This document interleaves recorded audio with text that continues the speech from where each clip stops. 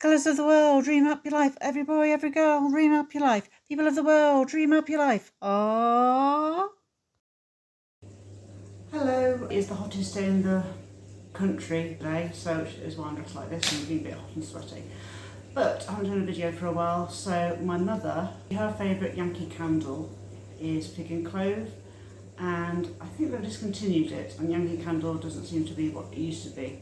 So I'm going to try and do another candle. I've got some dye, and I'm going to use fig and clove essential oils, and I'm going to really ramp up the amount of drops I use, because what I found with essential oils using in candles and in soaps is that if you want it to smell nice, you have to really increase the drops because it doesn't take the smell very well. Essential oils in oil works really well. You can smell them quite easily, but when you put them in more solid products and you want to increase the smell of the essential oil, use that as part of the product, the scent of the essential oil, you need to really increase the drops. So today I am going to do candles, my second candle making video, tutorial, and it's an experiment for me as well because I've never used colour in a candle before. So I'll be using a purplish colour, and I will be using fig and clove essential oils for the smell. So to do this I'm using a kit, so I've got a bag of beeswax and 2 tins, and I have a metal container. I imagine a stainless steel saucepan will do just as well as this jug and stirrer, so maybe use a metal stirrer, stainless steel stirrer and a stainless steel. So I've started heating the stainless steel container, and it's probably take a few minutes, about 5 to 10 minutes approximately, before this melts down to start making it into a candle. Okay, so I fixed the wicks down using double-sided backing things and sticking the wick on that, on the bottom, and those little metal things are just to keep it, well, when you stop pouring it, it stops it from going all over the place basically. And I'll just show you how it's looking now.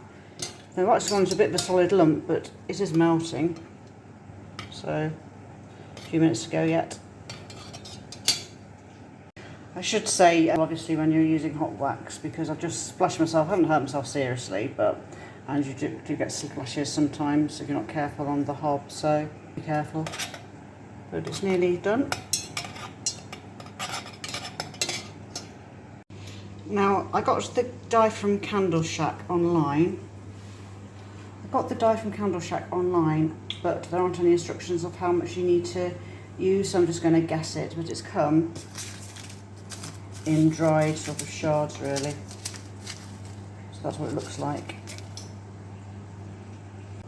I'm just going to guess the amount, so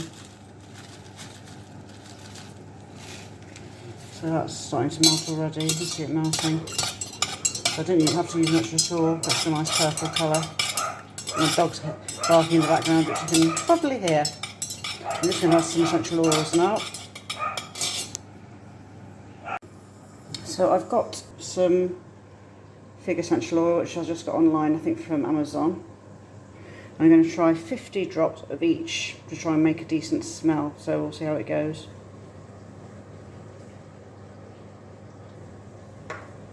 Oops. And that's the clove bud. Again, got that from Nikura again online because I couldn't find it from my normal providers. So again, 50. So I'm just giving this a bit of an extra stir, and now I'm just going to pour it into the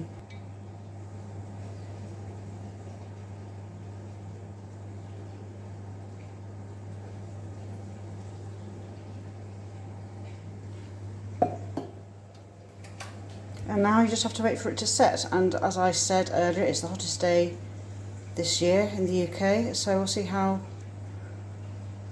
it does. So the candle's set now. I'll just clip the wick. There's a light. The wick's too big, but just to give you an idea. So that's your candle. I hope you enjoyed that video and found it useful and informative. I'm Anne-Marie Pearman, and if you enjoyed it and want to see more, please like and subscribe. Thank you. Bye bye.